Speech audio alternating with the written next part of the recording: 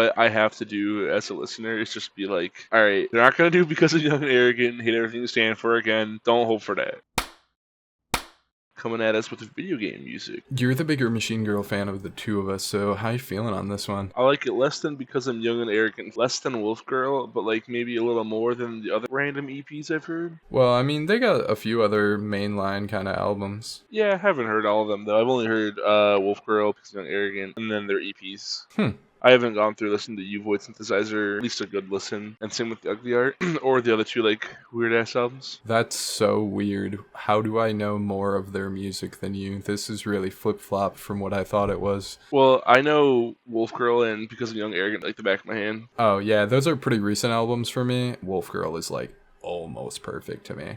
I mean, yeah, that's just correct. My one complaint about this album is I do wish it was a little more abrasive. Really? That's just a me thing though. Like, this is still good. This is still real good. This is exactly what Machine Girl is and what Machine Girl fans would want. I just like a little more abrasiveness out of them. Definitely some fucking like video game bullshit music. That's a good thing. It's so crazy. This is honestly what I wanted out of I'm Young, Arrogant, and Hate Everything, all that. We've heard the same albums, except I listened to U Void Synthesizer when it came out. I might have, and I don't remember at the very least. Not one of their better albums for sure. I think this is a step up from it, but that one is harsher. Oh, definitely. That one's very metal leaning. But yeah, this one's still total chaos overstimulation moment type thing, but the slight lack of intensity comparatively is super nice to me, I think. This is also coming off of their soundtrack for this game called Neon White. It's like a little like speed game. Oh, really? And I went and listened to a little bit of that game soundtracks, and it feels like they enjoyed what they were doing on those soundtracks and decided to make an album. Oh, yeah, that would make a lot of sense, because a very fast-moving video game would fit this super well. Yeah. Yeah,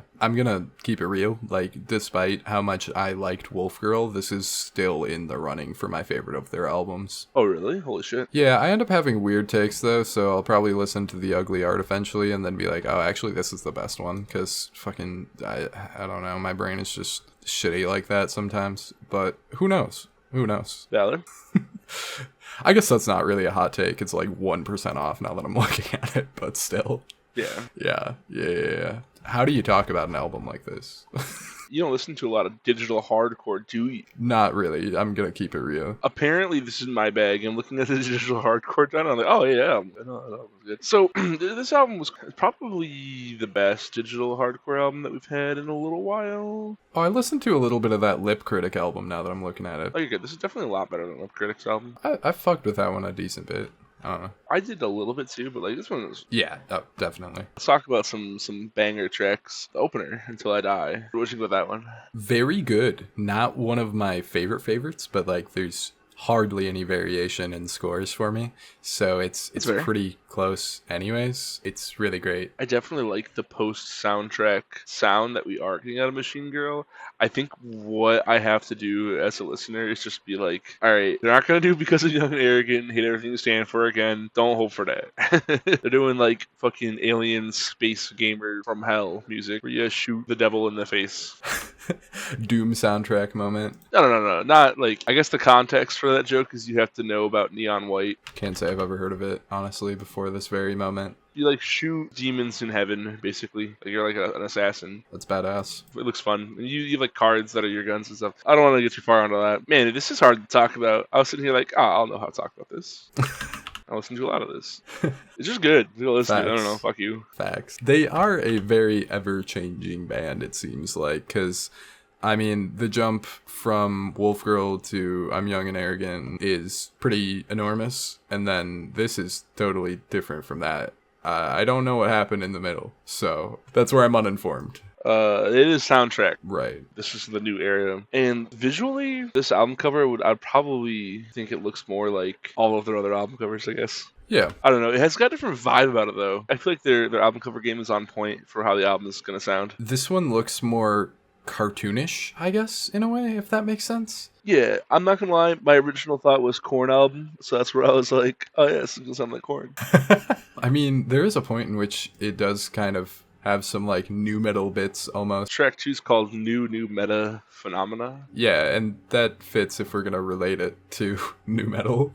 I don't know if that's what they were going for, but the chorus on that does remind me of it in a way. And then Schizo Dipshit has some like rapping almost, so you got that influence. Mother Father is one of the most distinct Machine Girl songs I've heard from like everything else they've made. One of my favorites. Yeah. The big arena rock chorus thing they got going on there is insane. It was weird. This was like the most accessible Machine Girl track they've ever done, and I feel like this is where I draw my parallels to their soundtracks a lot, because the soundtrack's super accessible because it's the soundtrack, of course. Right, fair, yeah. This is just good. Yeah, I 100% agree. It is quite good.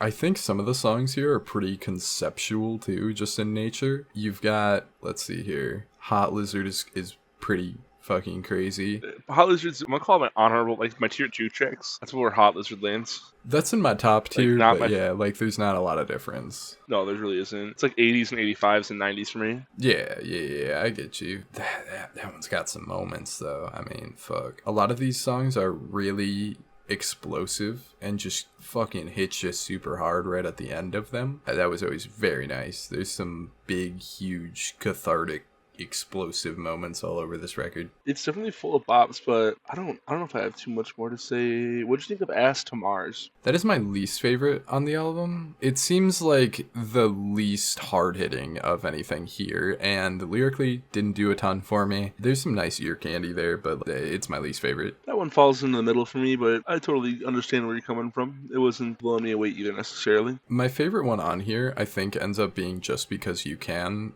because that one's got a lot going on. Tons of variation between the loud and quiet sections of that track. And then the actual writing on that one, there's a whole concept going on there. Schizo Dipshit is probably the track I'll come back to the most on this album. Oh, really? But my favorite ends up being Psychic Attack, I think. Not by a lot. Oh, really? Maybe that needs time to grow on me, because I have half listened to this album more than I've fully listened to this album. I've heard the first run of them more. But I still end up liking the closer. It shoots back and forth between the first track, the last track, and the track exactly in the middle, Mother Father. Yeah, all fair picks. I think for this episode, I'm going to land on Psychic Attack. Yeah.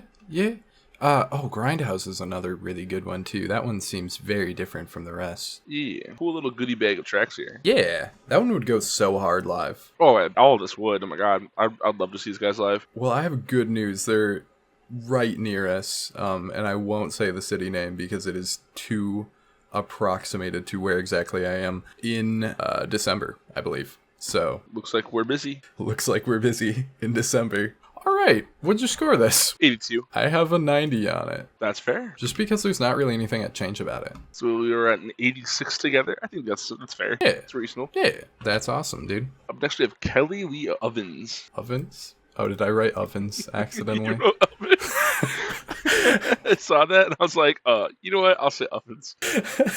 No, we have Kelly Lee Owens with Hello, everyone. This review is a clip from the latest episode of the New Music Podcast. Every Thursday, we go through and we review several albums released in the previous week. If that sounds interesting, check the link in the description to see the latest episode. Also, like this video and subscribe to the channel for more music-related content coming your way. Your support is greatly appreciated.